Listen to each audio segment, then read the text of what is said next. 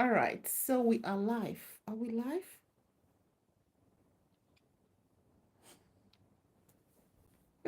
All right. Bring your questions. So we are talking. I don't like this one. Okay. Hi, everyone. We are here, live section. I hope you can hear me. If you can hear me, all right. So, life in Australia is good. Life in Australia is very good, and Australia is still accepting people. Australia migration is still ongoing. It has not stopped and it can never stop. Okay. However, scammers are getting bigger and bigger. Hi, hi, hi. Hello, Dija. How are you? All right. So I said Australia migration is still ongoing.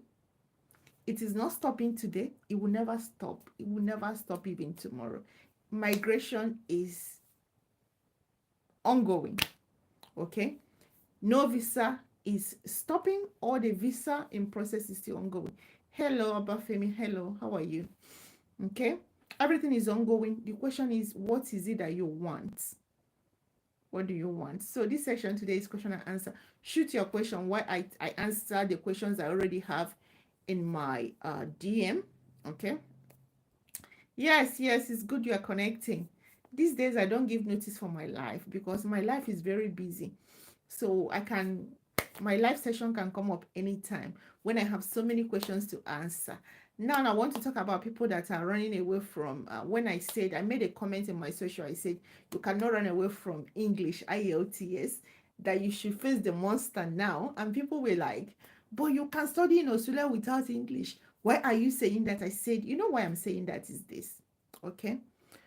So let's assume you finish studying, you got admission without English. You finish studying. You're going to apply for postgraduate work visa, and you are going to go back and write your English. Even if you're not using postgraduate work visa, you want to apply for other visa like 491, 190, or you're qualified to apply, you will still go and write English. So that's why I said face your monster.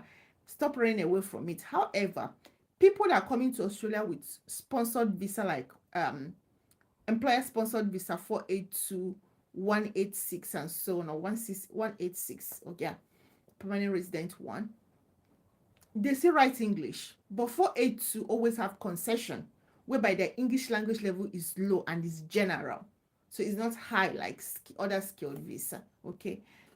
Jay, you are a nurse and you want to travel. Yes, nurses can travel, but the thing is that you must write exams, you must register. Okay. You have to register with APRA. Okay. APRA process is self-directory. So when you go to APRA page, you will see overseas trained professionals.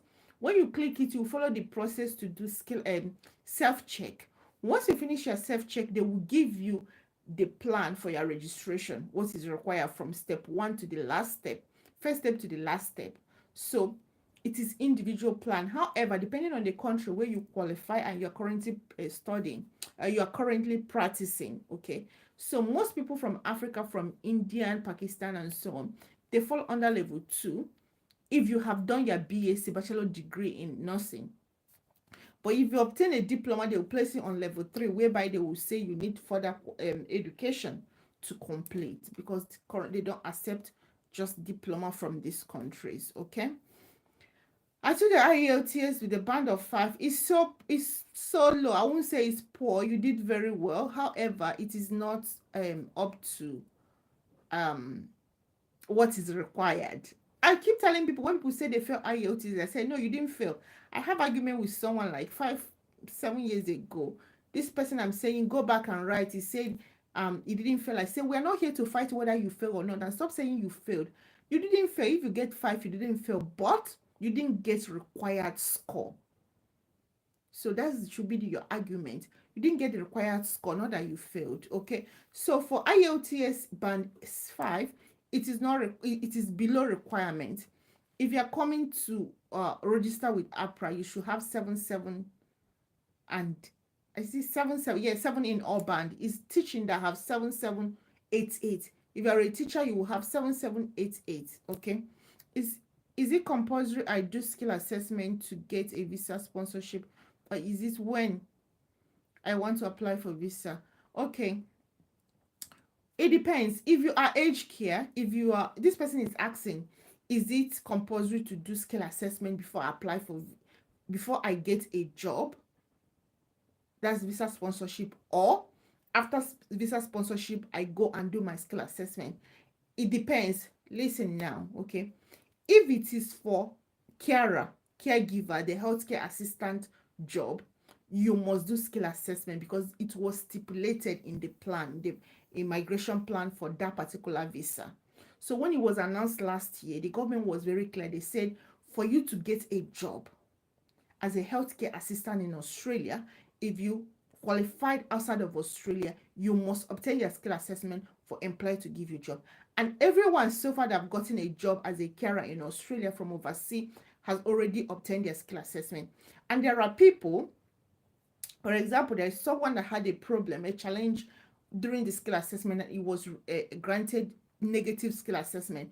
The employer that wanted to employ her was actually still asking for the skill assessment before they can employ her. But unfortunately, she got a negative assessment because of some mistakes that are beyond her control she wasn't aware of. So now she lost that employment.